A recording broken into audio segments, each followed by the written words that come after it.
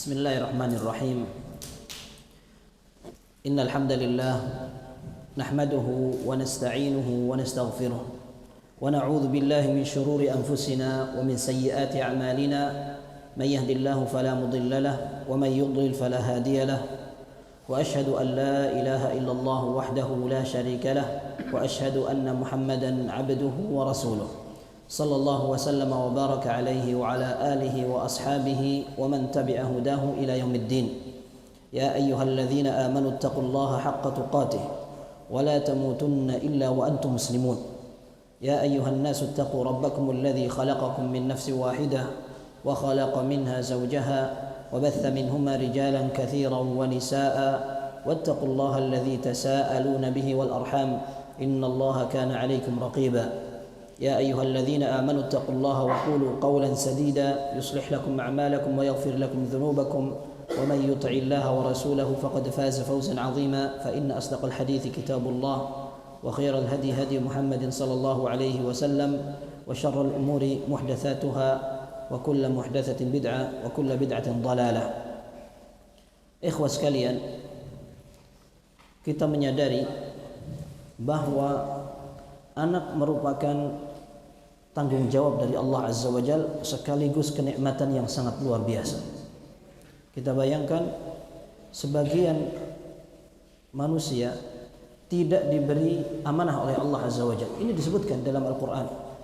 Allah Subhanahu wa ta'ala menyatakan, Lillahi mulkus samawati wal ard yakhluqu ma yasha yahabu liman yasha'u inatha wa yahabu liman yasha'u dhukur أو يزوجهم ذكرانا وإناثا ويجعل من يشاء عقيما. Allah Azza wa Jalla memiliki segala kerajaan langit dan bumi. Allah berhak untuk menciptakan apa saja yang Ia mau. Sebagian makhluk, sebagian manusia diberi anak laki-laki, sebagian diberi anak perempuan saja. Banyak perempuan semua. Bahkan kita tahu bahwa di antara tanda akhir zaman akan banyak jumlah perempuan dibanding laki-laki. Kemudian sebagian orang diberi dua-duanya, laki dan perempuan, sebagian sama sekali. Bahkan ketika seseorang mendapatkan anak, lalu anak itu menjadi orang yang penurut, kemudian menjaga nama baik keluarga, kemudian dia bisa memberikan sesuatu yang berbahagia, maka ini menjadi kebanggaan orang tua. Ini kita sepakat semua. Al-Hasan Al-Basri rahimahullah, beliau mengatakan, la wallah laisa syai'un aqarra ala 'ainil mu'min min an yara waladan aw walada waladin aw akhan aw hamiman muti'an lillahi azza wa jalla.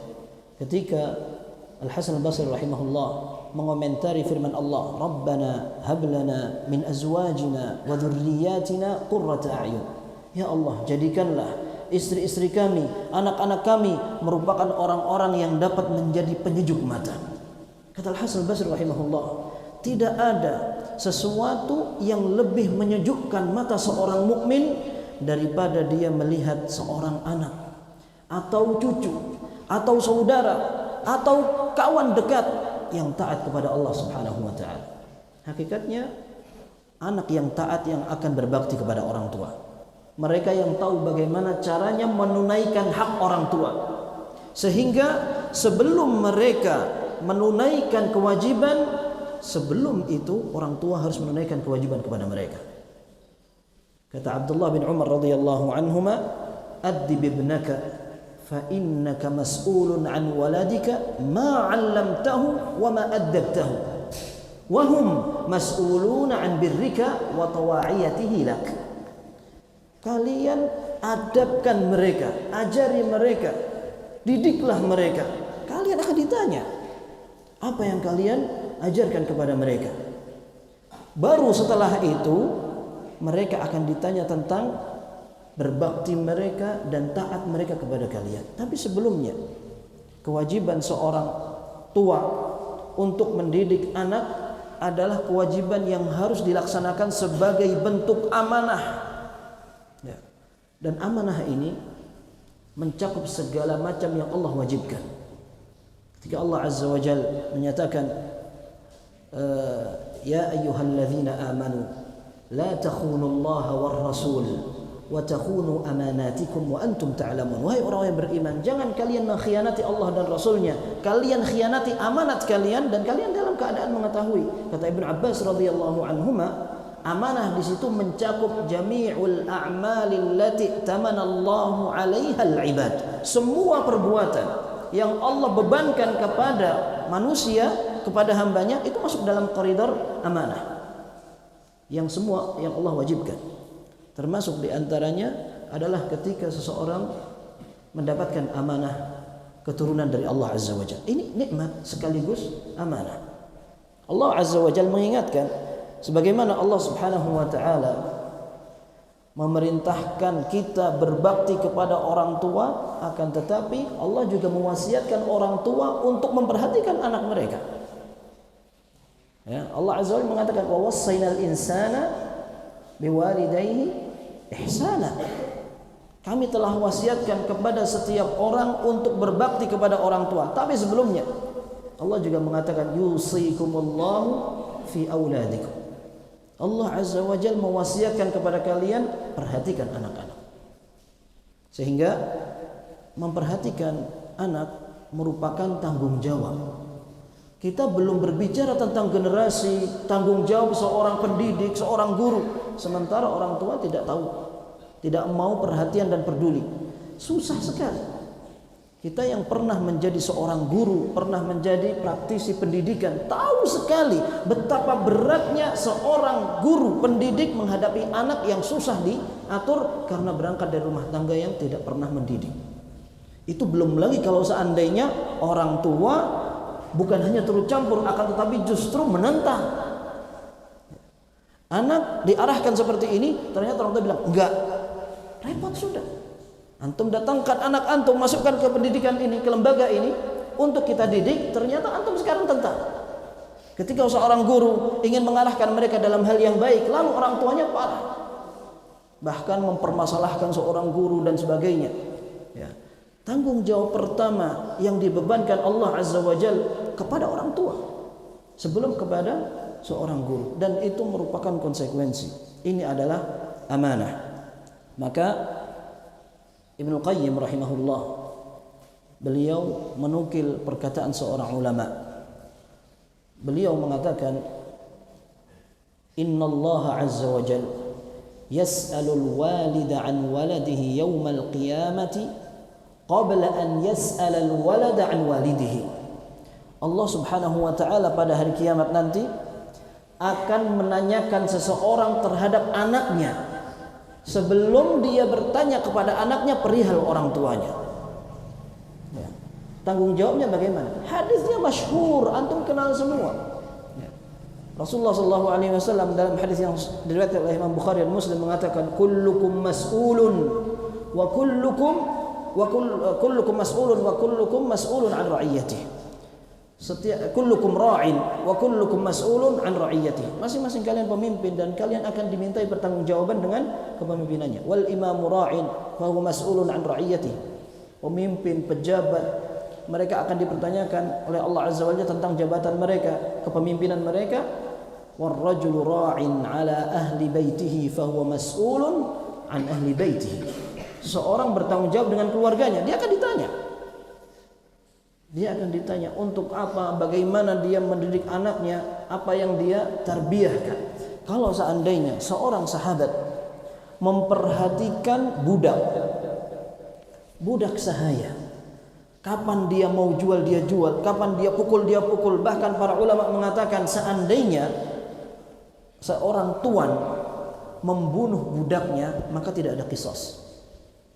Tidak ada qisas. Ya. Karena dia posisinya di atas. Bukan berarti dia bebas untuk memperlakukan budaknya semau dia, menzalimi, tidak. Karena ada beberapa hadis sekalipun ada kelemahan, Rasulullah SAW menyatakan barang siapa yang menzalimi, memotong atau bahkan menyakiti budaknya, kita akan perlakukan dia seperti perlakuan dia. Akan tetapi menunjukkan betapa seorang tuan perhatian kepada budaknya merupakan sebuah kebaikan yang tidak bisa dinilai. Ibnu Abbas radhiyallahu anhuma memiliki budak namanya Ikrimah. Kalau antum belajar tafsir, antum akan melewati nama Ikrimah dengan jumlah yang sangat besar. Ikrimah merupakan budak Ibnu Abbas, akan tetapi ilmu Ibnu Abbas nyantol semua ke Ikrimah. Ya. Ikrimah ini ketika Ibnu Abbas radhiyallahu anhu meninggal, dia akan dijual oleh anaknya. Budak menjadi warisan anaknya. Ketika akan dijual, dia mengatakan, kamu akan menjual ilmu bapakmu. Maka anaknya tidak jadi menjual, kemudian dibebaskan.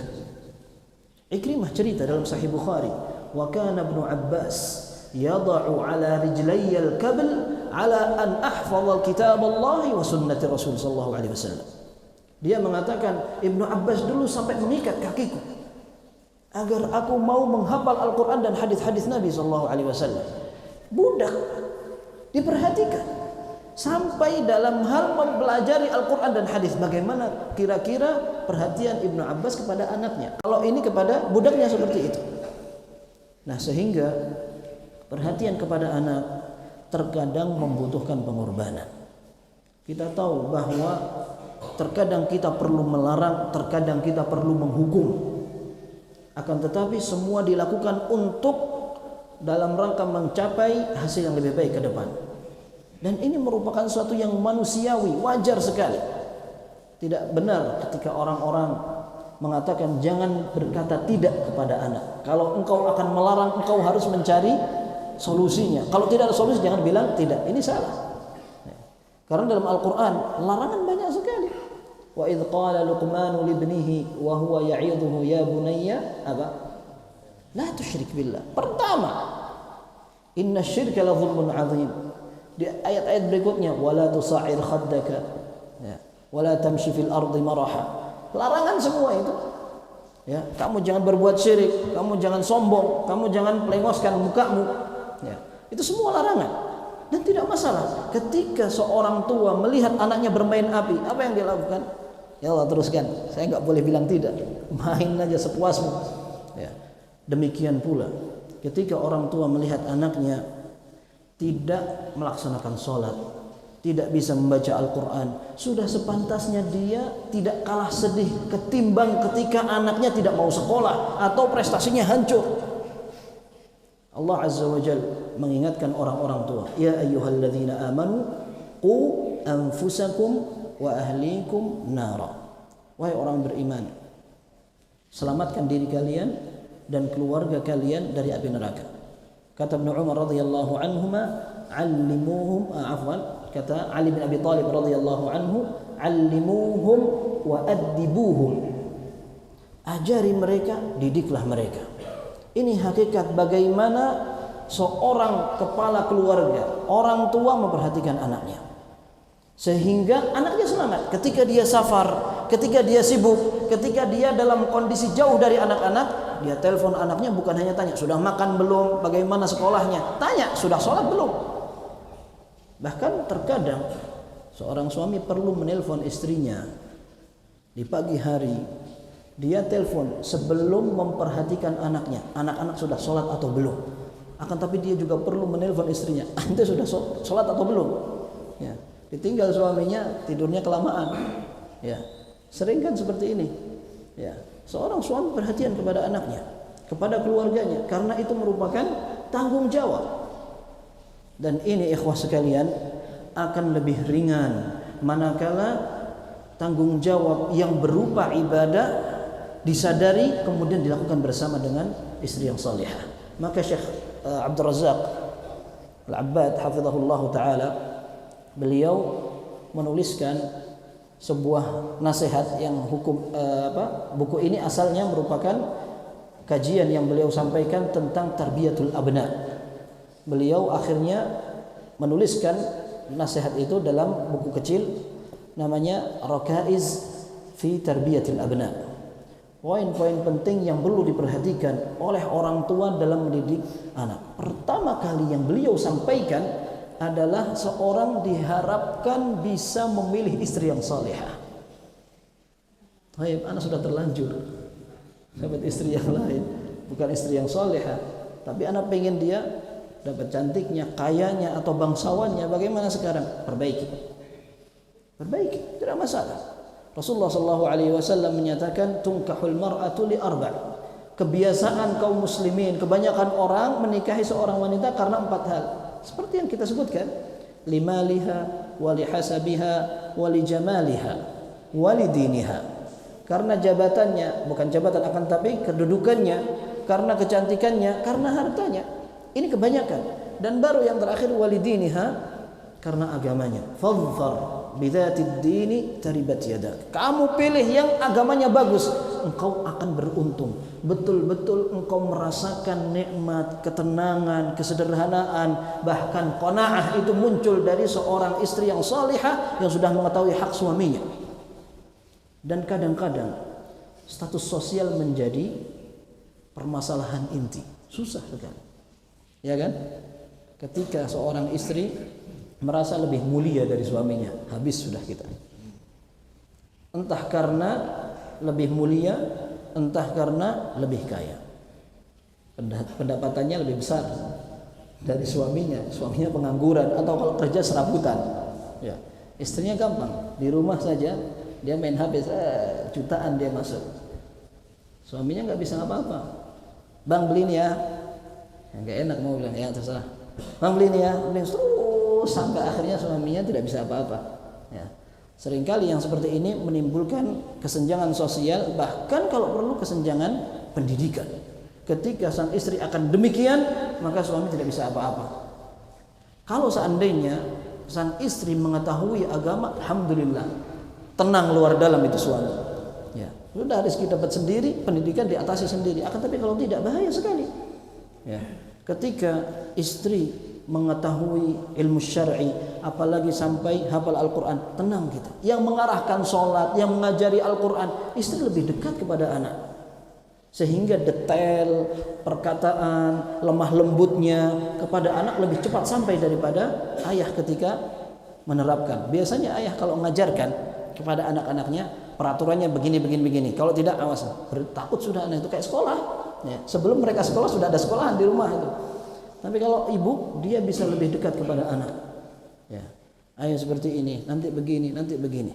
Nah, maka pertama kali seandainya seseorang ingin sukses dalam rumah tangganya, istri dipilih yang solehah. Kalau belum solehah, ditingkatkan kesolehannya. Dan itu merupakan tanggung jawab seorang suami. Dan merupakan tanggung jawab seorang suami, dia perlu memberikan kesempatan istrinya untuk belajar. Istrinya sibuk, capek mengurusi rumah tangga.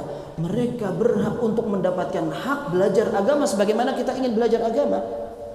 Ya. Kalau seandainya mereka tidak bisa keluar ke masjid, tidak bisa mendengarkan pengajian di luar rumahnya, maka difasilitasi. Dibelikan buku, rekaman. Zaman sekarang alhamdulillah gampang sekali. Ya. TV banyak sekali, hampir kata sebagian dosen kita dulu, TV itu menjadi sesuatu yang ya'ummu bihil balwa. Ya. Yang bil balwa artinya sudah tidak bisa dihindari, semua orang seperti itu. Gitu. Hampir setiap rumah punya TV. Sampai ketika ada orang bertanya, kamu TV nggak punya TV? Gitu orang kayak nggak terima gitu. Itu urusan anak nggak punya TV apa enggak gitu. Tapi saking parahnya orang itu sampai tidak bisa mengatur.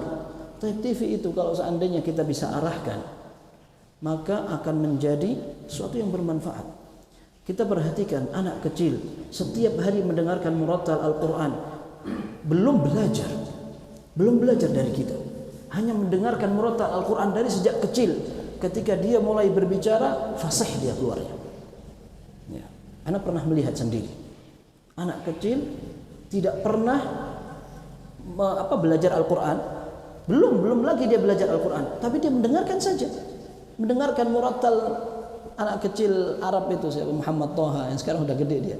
Ya, kemudian ada Ahmad Saud. Ya. Dengarkan aja, itu yang lebih menarik untuk anak-anak kecil. Ya. Mungkin dia belum bisa berbicara, begitu bisa berbicara, fasih keluarnya. Bahkan bisa mengalahkan orang-orang yang sudah lama TPA. Ya, apalagi TPA gurunya guru kampung. Jadi dia keluarnya seperti guru kampungnya.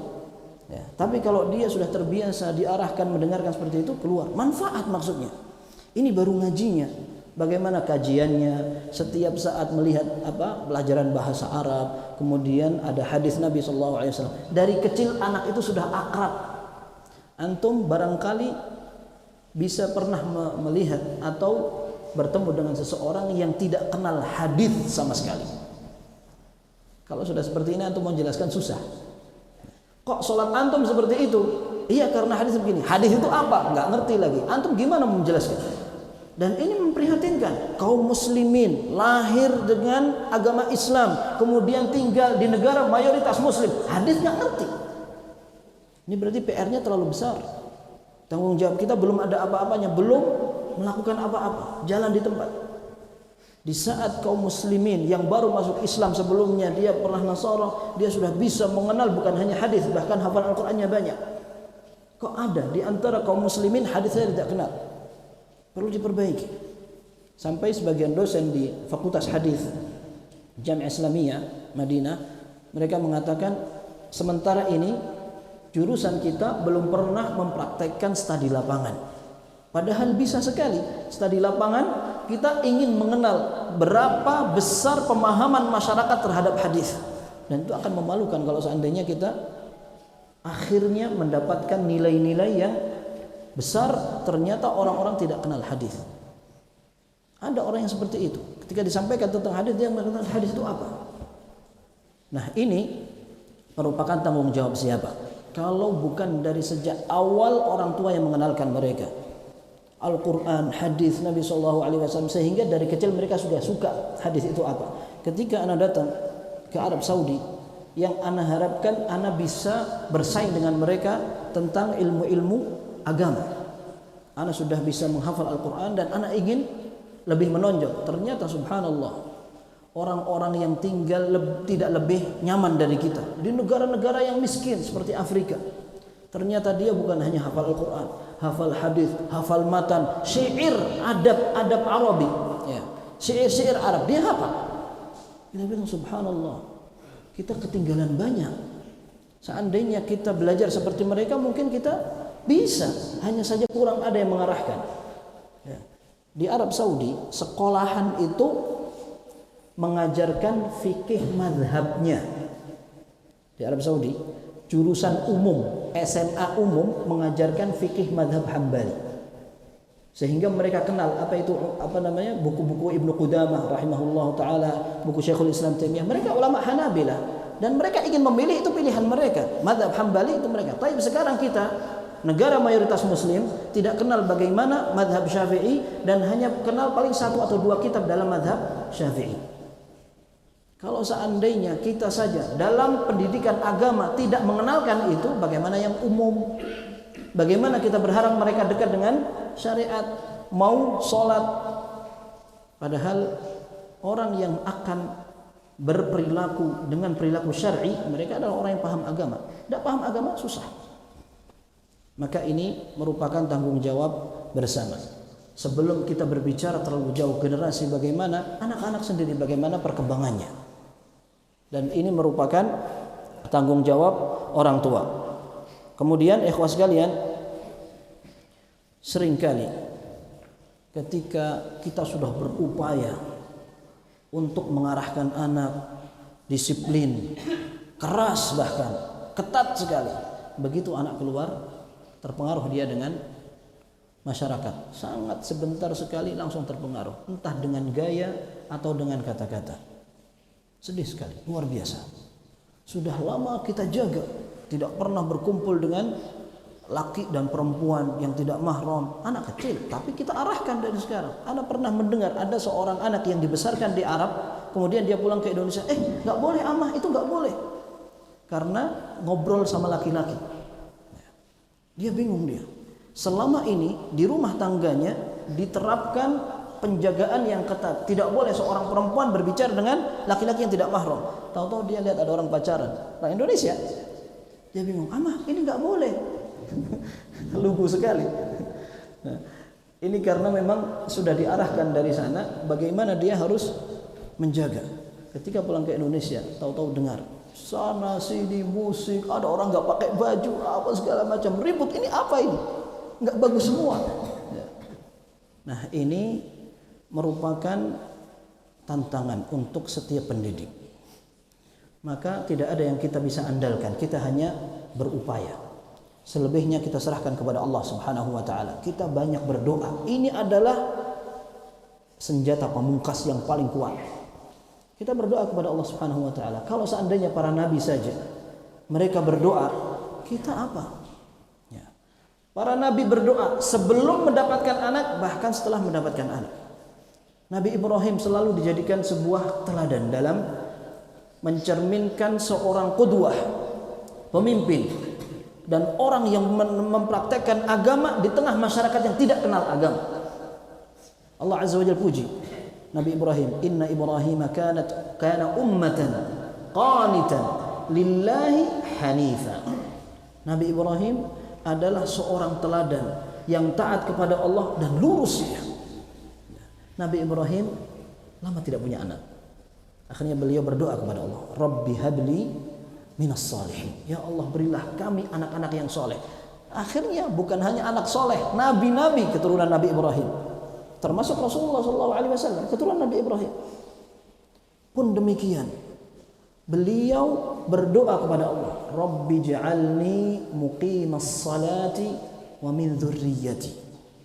Ya Allah, jadikan aku dan anak keturunanku sebagai orang-orang yang perhatian terhadap salat. Barangkali kita akan miris ketika kita tidak pernah memanjatkan doa agar anak-anak kita gampang salatnya. Kita hanya berdoa, ya Allah, mudah-mudahan mereka bisa gampang sekolahnya. Nanti ketika besar gampang mendapat pekerjaan. Tapi mendoakan mudah-mudahan mereka bisa sholat tepat waktu. Barangkali bukan hanya doa, kita nggak juga perhatian juga kepada mereka. Mau sholat apa nggak sholat, dia biarkan saja. Na'udzubillah, kalau sampai orang tuanya juga tidak perhatian sama sholat. Ya. Gimana orang tua akan memerintahkan anaknya, nak sholat nak, ayo nak ngaji nak ke sholat, ke sana ke surau. Sementara dia sendiri nggak bisa ngaji, sholat pun terlambat. Gimana dia akan memerintahkan anaknya untuk seperti itu? Maka berdoa kepada Allah termasuk dalam hal ibadah ini merupakan contoh yang disebutkan dalam Al-Quran. Nabi Ibrahim saja meminta doa kepada Allah, jadikan kami bisa memelihara sholat, anak-anak kami juga memelihara sholat. Kemudian juga dihindarkan dari kesyirikan. Wajnubni wa baniya an na'budal asnam. Ya Allah, hindarkan aku dan anak keturunanku dari penyembahan berhala. Ini doa. Dan kita sering mendengar doa yang kita panjatkan tadi, Rabbana hablana min azwajina wa dhurriyyatina qurrata a'yun. Ya Allah, berilah kepada kami anak keturunan dan juga istri yang bisa memberikan atau dijadikan sebagai penyejuk mata. Tapi kita tidak mau mengusahakan. Kita perlu upaya, kemudian kita berdoa kepada Allah Subhanahu wa taala. Ini merupakan sesuatu yang masuk akal. Tidak mungkin seorang hanya berdoa kemudian tidur. Ya Allah, berilah saya rezeki, kemudian tidur dia. Tidak mau bekerja. Ya. Umar bin Khattab radhiyallahu anhu satu saat melihat ada orang di masjid aja. Dia berdoa. Tidak mau mencari nafkah. Ditanya oleh Umar bin Khattab radhiyallahu anhu, "Ma antum? Siapa kalian?" Mereka mengatakan, "Mutawakkilun. Kami adalah orang-orang yang bertawakal." Kata Umar bin Khattab, "Kadzabtum, bal antum mutaakilun." Kalian itu orang cari makan saja. Ya, doa-doa saja minta rezeki tapi tidak mau bekerja. Al-mutawakkil rajulun alqa badrahu fil ardi thumma tawakkal. Yang dikatakan orang bertawakal adalah orang yang ambil benih, kemudian dia sebarkan di tanah, kemudian dia bertawakal kepada Allah. Itu namanya tawakal.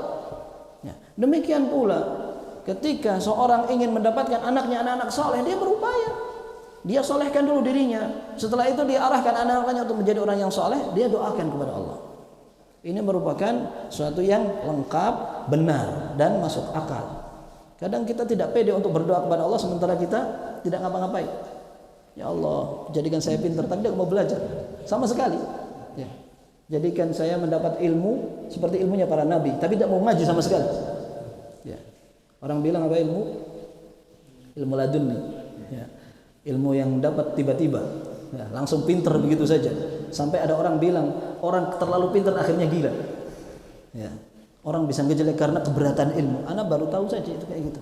Kalau ada orang yang mungkin terlalu menstres dirinya, betul-betul saya harus belajar begini, saya punya target begini, akhirnya dia tidak sampai sakit pikirannya, itu wajar, bukan karena ilmunya, tapi karena dianya yang salah. Akan tapi kalau orang mendapat ilmu semakin banyak, dia akan semakin bermanfaat, minimal untuk dirinya sendiri sebelum untuk orang lain. tidak ada orang sampai gejlek gitu, ya, sampai gila gara-gara kebanyakan ilmu, kecuali ilmunya yang perlu dipertanyakan. Maka berdoa kepada Allah Subhanahu wa taala merupakan salah satu yang menjadi perhatian seorang pendidik dan perlu juga diperhatikan. Kebiasaan sebagian orang tua ketika marah, dia mudah untuk mendoakan jelek.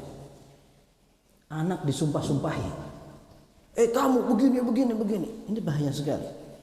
Ada hadis yang sahih yang menunjukkan bahwa doa orang tua itu mustajab.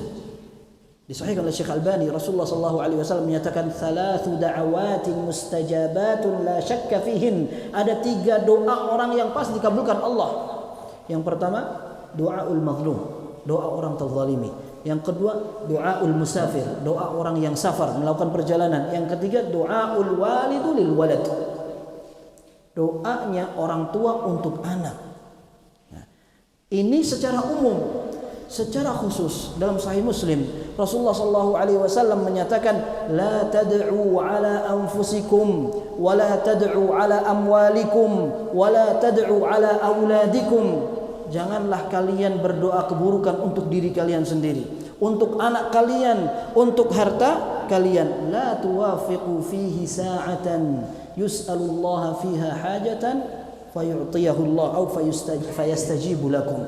Jangan sampai kata-kata yang berupa doa itu pas dengan waktu yang Allah akan kabulkan doa orang-orang yang meminta. Pas kita ngomong jelek, nyumpahin anak, pas bertepatan dengan waktu yang Allah jadikan waktu itu waktu mustajab, habis sudah. Nah, ini diperingatkan oleh Rasulullah SAW. Kebanyakan atau sebagian orang tua tidak perhatian, marah saja, marah, lalu dia bilang macam-macam. Ini berbahaya sekali, dan ini pernah terjadi di zaman Nabi SAW. Ada orang yang mencela kendaraannya, kendaraan maksudnya hewan tunggangannya. Dia laknat itu kendaraannya, maka Rasulullah SAW mengatakan, kami tidak ingin berteman dengan orang yang terlaknat atau menaiki kendaraan terlaknat. Nah, ini bagaimana seandainya laknat itu diberikan kepada anaknya, sekalipun orang tua marah, hati-hati ya. Tidak nurut, pulang terlambat atau melakukan kesalahan, lalu dia dengan gampangnya mengatakan, oh kamu gini, repot sekali, bahaya. Dan ini disebut oleh As-Sa'di rahimahullah ketika beliau menafsiri, wa yad'ul insanu bisyarri du'aahu bil khair wa kana al insanu ajula. Sebagian orang berdoa keburukan seperti dia doa kebaikan. Artinya dia pengen cepat, mintanya seperti serius sekali, tapi ternyata doa itu keburukan. Dan manusia memang sifatnya suka tergesa-gesa. Kata Syekh As-Sa'di rahimahullah dalam tafsirnya, ini merupakan kejahilan. Di antara kebodohan orang seperti itu, ketika dia terkadang mengucapkan doa yang buruk karena marah. Karena marah, akhirnya ungkapan yang diucapkan itu menyedihkan dan bisa membuat orang menyesal. Maka ini juga perlu diperhatikan. Yang ini, nah, anak kecil sangat berpengaruh sekali, termasuk ketika menghukum. Hukuman itu tujuannya hanya untuk mengingatkan mereka, bukan untuk balas dendam. Sehingga ketika anak sampai dihukum dengan hukuman yang berat sekali, bukan berarti dia tidak ada perasaan sama sekali. Dendamnya akan ingat. Anda pernah mendengar anak kecil jengkel sekali dengan guru tahfidznya, guru ngajinya, sampai dia bilang, mudah-mudahan ustaz saya mati aja gitu. Itu anak kecil tuh yang ngomong. Ya. Kenapa ya? Kejam sekali. Subhanallah. Ya, yang seperti itu bisa jadi karena memang terlalu keras, ya, itu harus diperbaiki. Atau bisa jadi karena anaknya terlalu manja. Terlalu manja, kemudian apalagi kalau lapor ke orang tua tidak terima lagi. Ini repot lagi. Ya. Maka kita ambil wasat, jalan tengah, bagaimana biar anak ini lebih terarah. Kemudian ikhwas sekalian, an-nushu wat tawjih. Ya, perlu mengarahkan mereka, terutama mengarahkan pada pendidikan agama. Bukan hanya cara mencari kerja, cara berprestasi dalam sekolah, bukan hanya itu. Akan tapi agama, sholat, menutup aurat, kemudian menjaga hubungan. Ya, kamu sudah besar, kamu tidak boleh berhubungan dengan lawan jenis sebebas-bebas itu. Oh, itu sudah saya anggap, wah ini sering kali di tengah masyarakat begitu. Itu sudah seperti kakak anak sendiri, seperti adik saya sendiri. Sudah seperti adik saya sendiri. Ini adik apa? Gitu. Ya. Sampai akhirnya mereka bersalaman, bersendirian. Itu bahaya sekali. Maka orang tua perhatian kepada anaknya. Arahan itu akan mengarahkan anak. Ya. Akan betul-betul diperhatikan. Tapi seandainya tidak diberikan sama sekali, maka mereka akan mencari arahan lainnya. Dan di antara contoh yang sangat terkenal adalah surat Luqman, wasiat-wasiat kepada anaknya. Itu merupakan taujih, arahan. Enggak boleh syirik, enggak boleh sombong, tidak boleh seperti ini. Bahkan perintah diikuti dengan larangan. Perintahnya diperintahkan untuk bertauhid, kemudian diperintahkan untuk birrul walidain. Ya. Termasuk diperintahkan untuk menghormati orang tua yang tidak muslim. Wa in jahadaka ala an tusyrika bi ma laysa laka bi ilmun fala tuti'huma wa sahibhuma fid dunya ma'rufa. Ya. Kalau keduanya memerintahkan kamu untuk melakukan kesyirikan, jangan taati. Akan tetapi tetap perlakukan mereka, digauli mereka dengan pergaulan yang baik. Nah, di situ merupakan arahan syariat. Termasuk di antaranya Rasulullah SAW mencontohkan satu saat ada seorang cucunya, entah Al Hasan atau Al Husain, akan makan kurma sedekah. Antum tahu Rasulullah SAW dan juga semua keturunannya tidak makan sedekah. Inna sadaqata la tanbaghi li ali Muhammadin innama hiya awsakhun nas. Sesungguhnya sedekah itu tidak pantas untuk keluarga Rasulullah SAW karena sedekah itu awsakhun nas, kotorannya orang.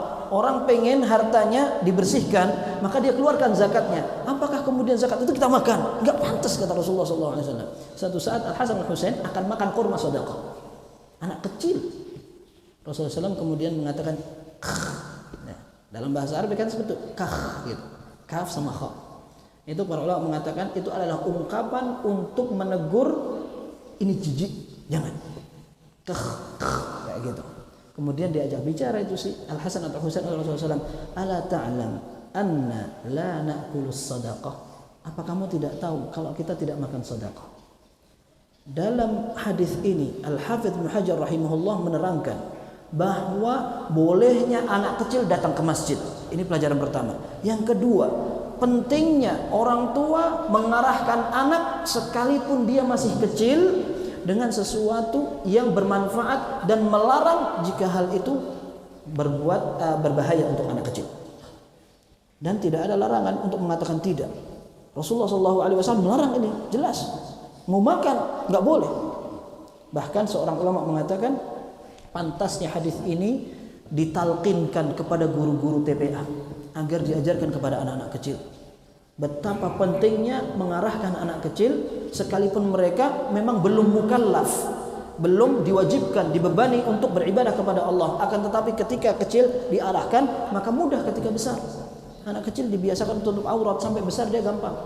Tapi diarahkan benar, ya, ditaksil istilahnya itu betul-betul didasarkan. Kamu harus taat kepada Allah, nanti Allah biar rela, Allah biar ridha, biar kamu tidak dibakar neraka Allah Subhanahu wa taala. Dari kecil harus menutup aurat, kamu akan terhormat, kamu tidak akan dizalimi oleh orang-orang. Sehingga ketika besar dia mudah untuk menutup aurat.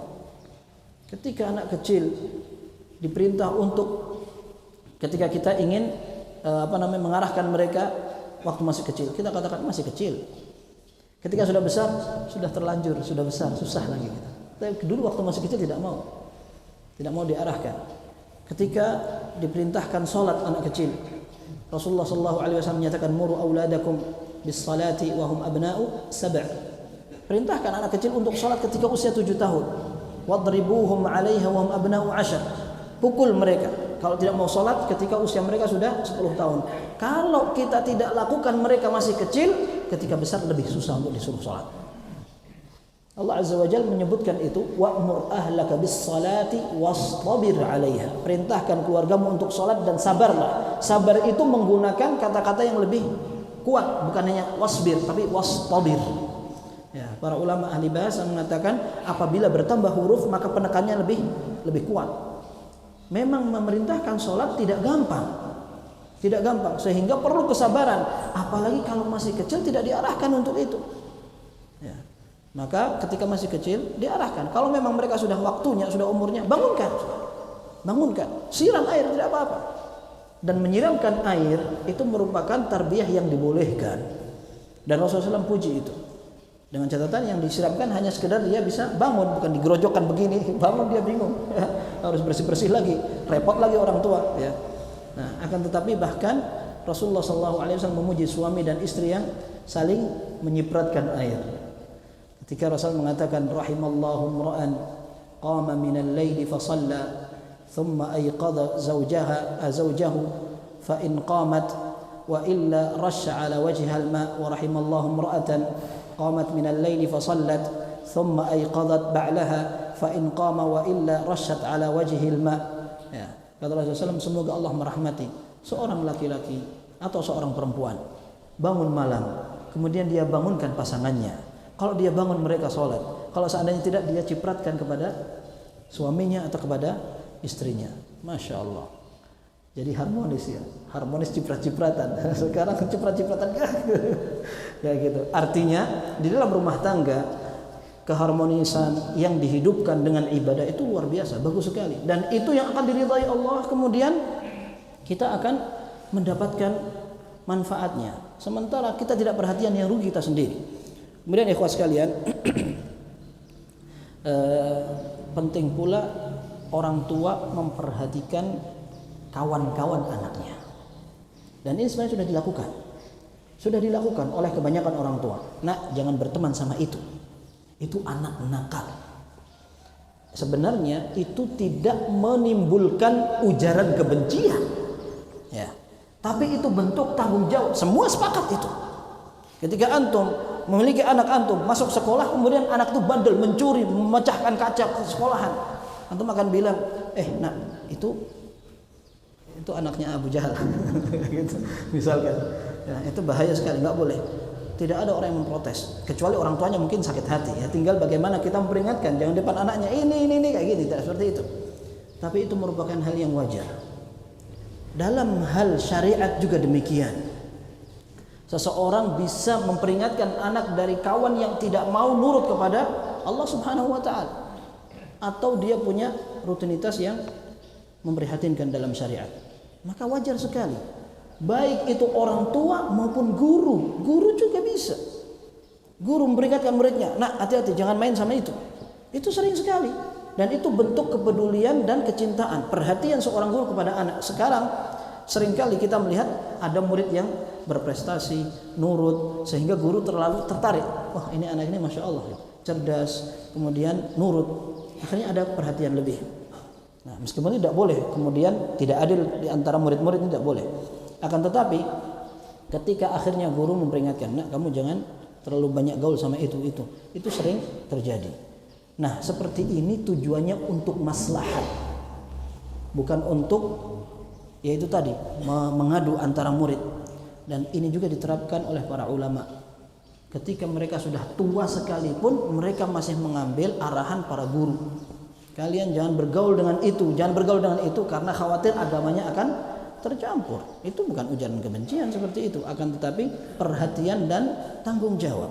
Maka almar'u ala dini khalilihi falyanzur ahadukum man yukhalil. Dalam hadis yang sahih Rasulullah mengatakan seseorang berada pada agama teman dekatnya. Lihat dengan siapa dia bergaul.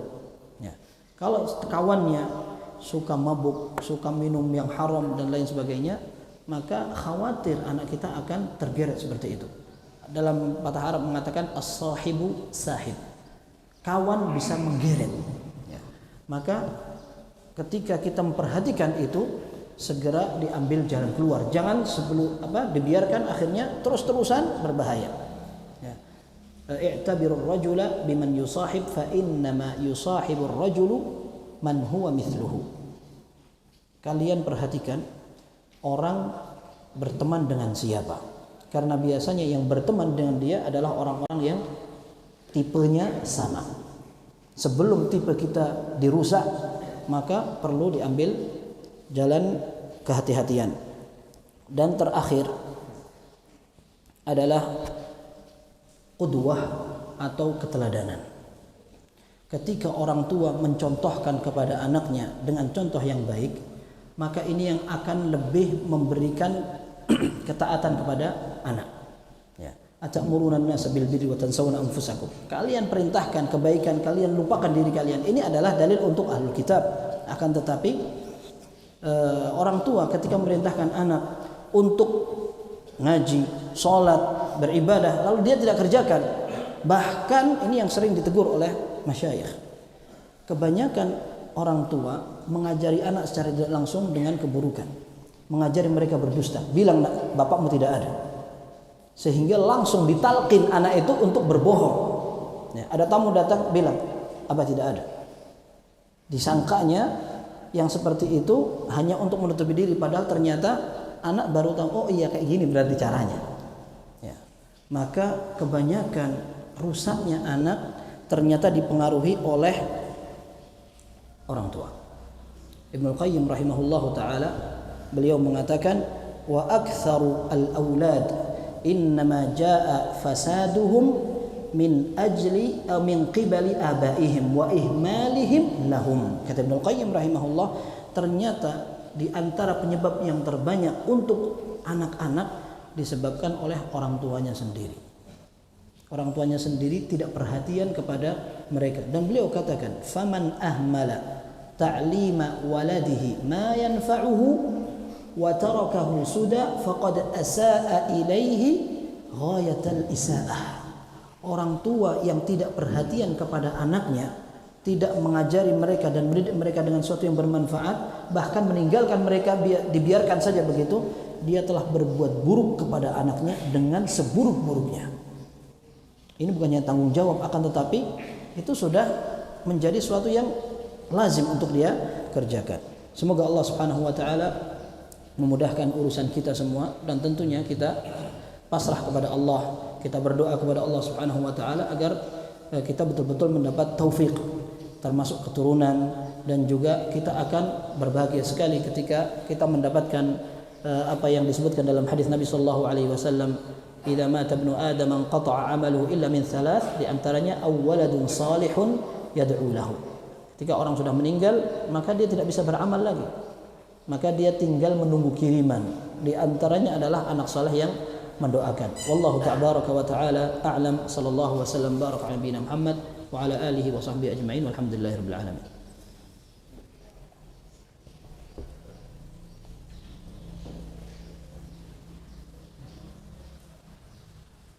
Silakan, barangkali ada yang mau disampaikan. Masih ada waktu berapa ini? Seperempat jam sampai jam 7. Taib. Apakah nama Abdullah yang ditambah dengan nama lain juga dicintai Allah Subhanahu wa taala?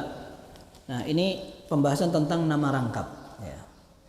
Nama rangkap ini juga disebutkan oleh Syekh Bakar Abu Zaid dalam rahimahullah dalam buku beliau Tasmiyatul Maulud, bahwa kaum muslimin, orang-orang Arab terdahulu, mereka tidak mengenal nama rangkap.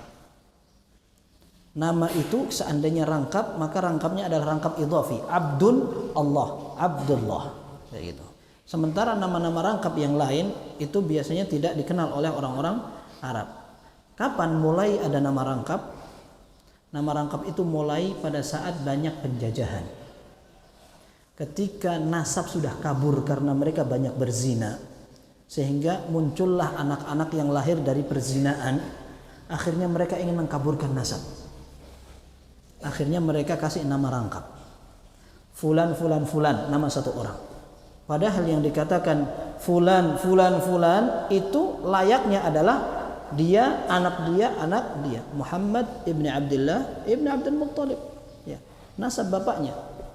Akan tetapi, dan ini yang disebutkan dalam Al-Quran, ud'uuhum li abaihim, panggil mereka dengan nama bapak mereka, maksudnya anak bapaknya. Ya, seperti teguran ini berlaku ketika Rasulullah SAW ingin mengangkat anak Zaid ibn Harithah. Akhirnya Rasulullah mengatakan ini Zaid bin Muhammad, dibawa keliling ke Ka'bah. Ini Zaid bin Muhammad. Maka Allah Azza wa Jalla turunkan firman Allah, ud'uuhum li abaihim. Panggilah dengan nama anak mereka. Jadi nama rangkap itu membawa nama orang tuanya. Nah, ketika terjadi penjajahan, lalu banyak muncul anak-anak yang dihasilkan dari perzinaan, mereka ingin kaburkan. Sehingga nama itu dijadikan nama rangkap. Itu sejarahnya. Maka sudah sepantasnya seorang ketika memberikan nama, dia sebutkan nama tunggal, kalau mau ditambahi nama dia disantumkan, dan itu merupakan kebanggaan. Ya, anak kecil membanggakan orang tuanya itu hal yang wajar. Ya, sayangnya kebiasaan di tempat kita ketika nama orang tua dipasang dipakai ejek-ejekan, ya kan? Pakai ejek-ejekan sama kawan-kawannya. Ya, tapi itu bisa diarahkan, bukan kemudian kita mencari solusi lain seperti itu. Tapi apakah nama yang rangkap akhirnya disukai oleh Allah Subhanahu wa taala? Wallahu a'lam bissawab. Wallahu a'lam bissawab. Yang jelas hadis itu hanya mengatakan ahabbul asma'i ilallah Abdullah wa Abdurrahman. Nama yang disukai Allah adalah Abdullah dan Abdurrahman. Kalau namanya panjang bagaimana? Ya, namanya panjang satu garis itu belum pakai titel itu. Baru nama aja. Manggilnya siapa? Pak. Sama aja. Ya. Taib. Bagaimana hukumnya mengatakan diri kita awam dan berkata kami tidak perlu imam yang bagus bacaannya. Kami hanya mau pahala 27 derajat. Mohon nasihat Ustaz dan bagaimana cara memilih imam yang tepat. Ya. Kalau seandainya kita awam, maka pernyataan yang tepat adalah kita belajar, bukan memberikan instruksi atau pendapat. Ya. Jadi kalau kita awam, kita belajari agar kita lebih banyak mengetahui agama. Kemudian memang 27 derajat itu merupakan pahala untuk orang yang melakukan sholat berjamaah. Ibnu Hajar rahimahullah, beliau menafsiri hadis Nabi sallallahu alaihi wasallam yang ini ada bi 27 darajah, dalam riwayat yang lain dikatakan bi 25 darajah, 25 derajat. Nah, beliau mengatakan tidak ada kontradiksi antara dua dalil ini karena bilangan yang kecil akan menginduk ke bilangan yang besar. Atau beliau katakan bisa jadi yang banyak pahalanya kalau bacaan yang dibaca imam keras, sementara yang sedikit pahalanya ketika sholat yang dilakukan adalah sholat yang bacaannya lirih. Atau ada yang mengatakan bahwa pahala semakin banyak ketika jamaahnya semakin banyak, dan pahala yang sedikit untuk yang jumlah kaum muslimin yang sholat sedikit. Nah, sehingga ada kriteria-kriteria seperti itu. Tapi bagaimana seorang memilih imam? Ada dalam hadis Nabi SAW, liya ummal qauma aqra'uhum li kitabillah. Hendaklah yang menjadi imam adalah orang yang paling qari dalam membaca. Taib, qari itu maksudnya apa? Yang paling melengking suaranya? Tidak. Lakin aktsaruhum akhdhan lil Qur'an. Orang yang paling banyak hafalannya. Meskipun dia mungkin tidak terlalu fasih, tidak terlalu tartil, tidak terlalu bagus suaranya, akan tetapi ketika banyak hafalannya, maka dia yang dijadikan sebagai imam. Itu teori syariat atau kaidah dalam Islam seperti itu. Fa in kanu fil qiraati sawaan fa a'lamuhum bis sunnah. Kalau ternyata mereka sama dalam bacaan Al-Qur'an, hafalannya sama, maka dilihat siapa yang lebih paham tentang sunnah. Kalau seandainya fa in kanu fi sunnati sawaan fa aqdamuhum hijrah. Kalau seandainya mereka sama dalam hal itu, hafalan sama, kemudian pengetahuan agama sama, maka siapa yang lebih dahulu hijrahnya. Kemudian apabila sama juga, maka dilihat fa akbaruhum sinnan. Maka dilihat siapa yang lebih tua. Seperti itu. Nah, sehingga ketika kita sholat di belakang imam, manakala imam ini ada yang afdal, kita pilih yang afdal dan kita akan mendapatkan pahala. Memang betul 27 derajat kita insya Allah dapat ketika kita sholat bersama jamaah, tidak sendirian. Akan tapi ada hadis lain yang mengatakan sholatul rajuli ma'ar rajuli azka min salatihi wahdahu wa salatul rajuli ma'ar rajulaini azka min salatihi ma'ar rajul. Salat seseorang dengan orang lain pahalanya lebih besar daripada salat sendirian, dan salat seseorang bersama dua orang lebih besar pahalanya daripada salat seorang dengan satu orang saja. Seperti itu. Wallahu a'lam bishawab. Hukum berimam dengan imam yang bacaannya salah, apakah salatnya sah? Insyaallah sah selama kesalahannya tidak sampai merubah makna. Allahu a'lam bishawab. Meskipun hafalannya salah atau bacaan tajwidnya salah, tidak apa-apa.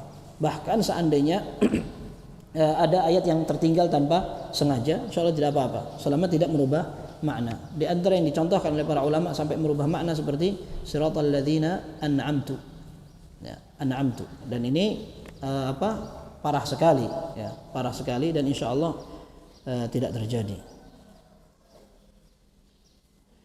Hukum mengumumkan hal dunia menggunakan tua masjid seperti menghormati ini, wallahu alam, ini disebutkan oleh para ulama memang tidak sepantasnya, ya, pengumuman orang meninggal menggunakan speaker masjid ini tidak disarankan, karena masjid itu bukan tempat untuk mengumumkan barang hilang atau pengumuman apa-apa, ya.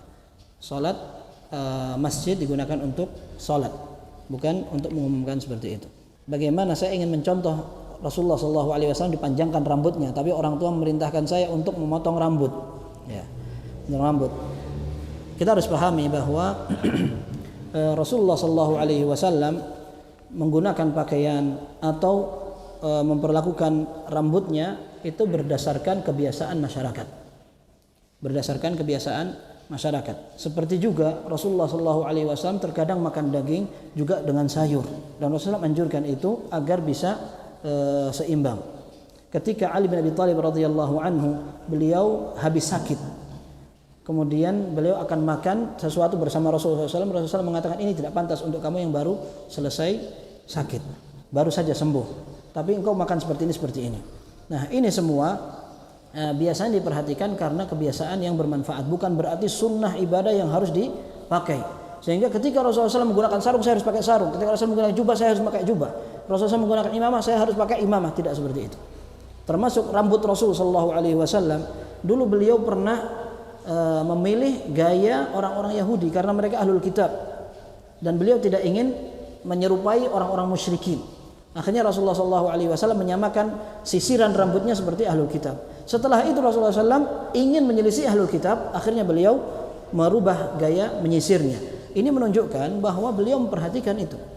Bukan hanya semata-mata kita, oh sunnah Rasulullah SAW rambutnya segitu, akhirnya kita pakai yang itu.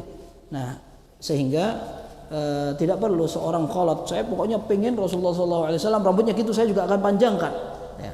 Banyak sunnah-sunnah yang lain. Dan dalam sunnah yang kaitannya dengan seperti ini, ya, tidak perlu seorang mempertahankan mati-matian sampai akhirnya dia menyelisihi kebiasaan kaum muslimin. Seperti sholat di masjid dengan sandal, ya, Rasulullah SAW pernah menggunakan sandal dalam sholatnya. Akan tetapi karena kondisi pada saat itu sholatnya memang masjidnya beralaskan tanah. Kalau zaman sekarang orang masuk pakai sandal, maka akan menjadi fitnah di tengah kaum muslimin. Maka tidak perlu menerapkan yang seperti ini yang akan menimbulkan pertikaian di tengah kaum muslimin. Wallahu taala alam. Kebanyakan orang tua takut memasukkan anaknya ke pesantren karena takut nanti anaknya kerja apa. Apa nasihat itu kepada orang tua yang semacam ini? Taib, pekerjaan atau rezeki semua dijamin oleh Allah Subhanahu wa taala. Tidak perlu takut. Tidak perlu takut. Sekarang anak kuliah juga sama, sulit mencari pekerjaan. Ya, di luar sana orang mencari pekerjaan juga susah. Ana pernah ketika ana masih kecil, ana masih SMP, salah seorang dosen di kampus yang ana sempat hadiri waktu itu, karena ana diminta untuk menemani kawan yang ngaji, ya. Nah, dosen itu senior. Dia mengatakan sampai sekarang angka pengangguran itu sudah bisa diukur kalau seandainya semua mahasiswa yang lulus disuruh berjentrik-jentrik antri begini, mungkin dari Jember sampai menjelang Banyuwangi. Nah, sehingga lulusan sekarang yang akan diwisuda, kalau akhirnya mereka tidak segera dapat pekerjaan, dia akan menambah panjang antrian itu. Katanya begitu. Itu kuliah juga seperti itu. Ya, rezeki itu tangan Allah Subhanahu wa taala. Yang penting rezeki itu cukup, berkah dan halal. Ya. Dan seorang tidak akan mati sampai jatah rezekinya dipenuhi. Rasulullah SAW mengatakan, ala lan tamuta nafsun hatta tastawfiya rizqah. Sungguhnya tidak ada orang yang mati kecuali ketika jatah rezekinya sudah habis. Kalau belum habis, maka dia masih akan bisa makan, masih bisa hidup, tidak usah dikhawatirkan. Seperti itu. Sementara agama merupakan suatu yang kalau seandainya kita tidak jaga, maka kita yang akan binasa. Agamanya akan terjaga oleh Allah Subhanahu wa taala, tapi kita yang tidak ada jaminan Allah akan menjaga kita. Wallahu taala a'lam.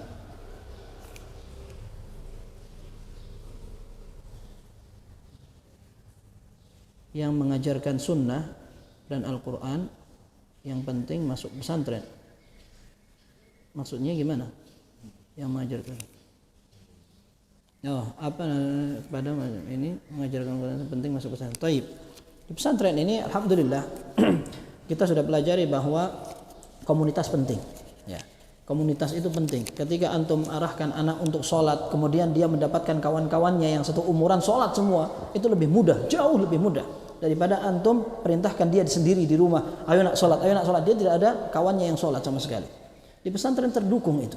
Bukan hanya sekedar sholatnya yang teratur, bahkan mereka bisa berbahasa Arab untuk dipraktekkan di antara mereka. Orang tua mana yang tidak suka dengan seperti itu? Apalagi di zaman sekarang banyak fitnah. Ya, anak kecil saja yang SD sudah tahu itu macam-macam. Zaman sekarang kita tidak berbicara online, daring dan segala macam sehingga mereka membuka gadget. Tapi sebelumnya saja anak SD sudah macam-macam sama lawan jenisnya. Bagaimana ketika mereka lebih besar, lalu kita punya anak perempuan, apalagi akan menyekolahkan anak gampang seperti itu. Oh, pesantren jangan, nanti kuper, terlambat segala macam. Saatnya kita berpikir. Baik. Dulu kita tidak perhatian terhadap masalah agama sehingga anak-anak sudah terlanjur besar. Dan sekarang sudah punya anak, bagaimana kita memperbaiki? Tidak masalah. Ketika seorang sudah menyadari bahwa dulunya masih memiliki kekurangan, sekarang ingin perbaiki, tidak masalah. Dan taubat bisa tajubbu ma qablaha. Ya. Taubat, istighfar kepada Allah bisa menutupi kekurangan masa lalu. Sekarang tinggal diperbaiki sebisanya. Ketika anak sudah besar diingatkan, tidak apa-apa. Anak meskipun sudah besar tidak berarti mereka sudah tidak wajib untuk taat kepada orang tuanya. Sekalipun seorang perempuan ketika sudah bersuami, dia lebih wajib untuk taat kepada suaminya daripada taat kepada orang tuanya. Akan tetapi tidak berarti orang tuanya tidak boleh memberikan nasihat.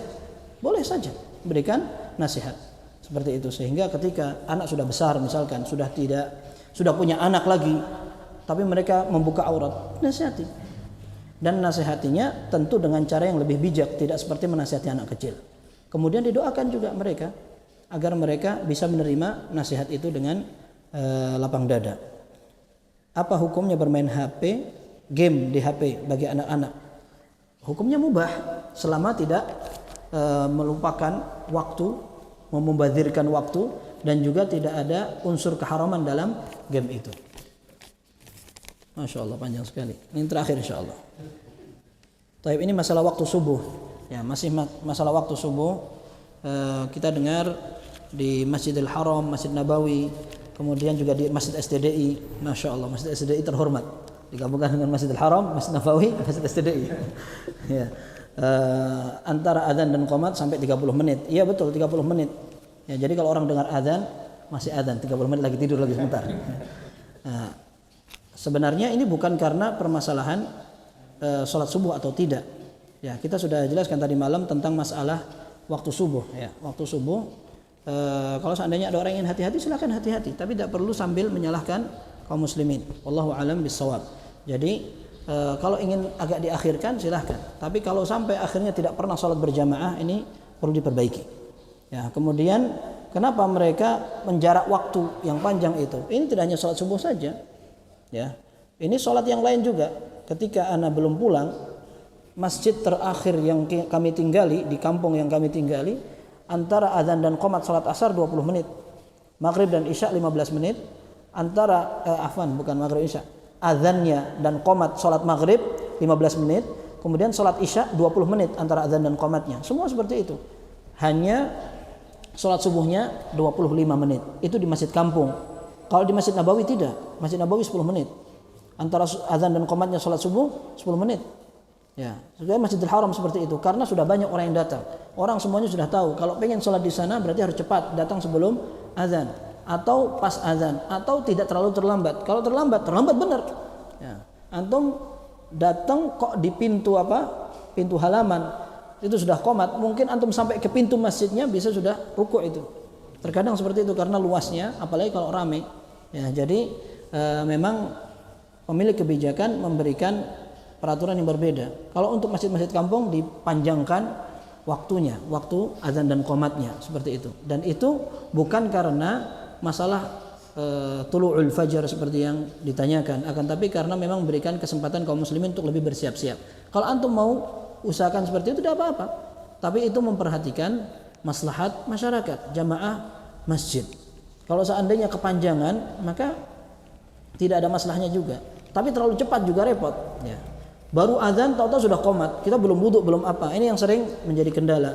Nah, hanya masalahnya takmir masjid juga bosan. Lama-lama di masjid nggak ada yang datang juga. Ya. Ditunggu 30 menit nggak ada yang datang juga. Ya. Maka mereka sering langsung aja berangkat gitu.